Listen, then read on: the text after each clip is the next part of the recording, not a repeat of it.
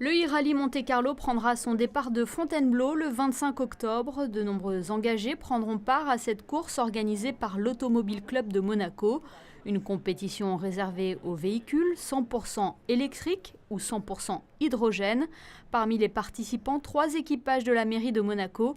Le premier est formé de Serge Pastor et Christophe Poncé, deuxième l'an dernier au classement général. Cette année, on ne part pas pour être gagnant, surtout que cette année, le rallye va compter pour le championnat du monde des FIA. Donc il y a des prétendants au titre qui vont jouer un championnat sur toute l'année.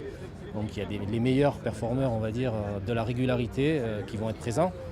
Donc moi, je suis plutôt dans l'esprit aider Monsieur le maire, aider nos élus à ce que le rallye se passe le mieux possible pour eux.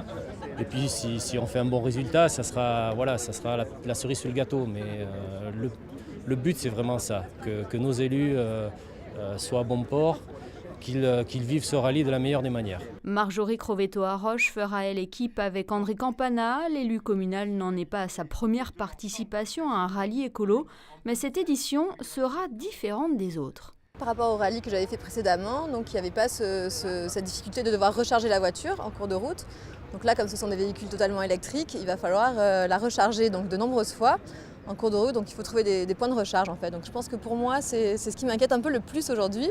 C'est pas tant le parcours, c'est tant de trouver des points de recharge sur le parcours. La troisième équipe sera composée de Georges Marsan et de Jacques Pastor. La participation de la mairie de Monaco à ce e-rallye témoigne de son engagement dans la mobilité propre et pas seulement. C'est l'engagement de la mairie, de la municipalité et aussi du personnel, puisque c'est l'engagement dans les rallyes éco-responsables, mais c'est l'engagement également toute l'année pour le développement durable et l'environnement. On a même créé en 2015 une délégation à l'environnement et au développement durable, qui est donc, c'est mon deuxième adjoint qui est délégué à ce service.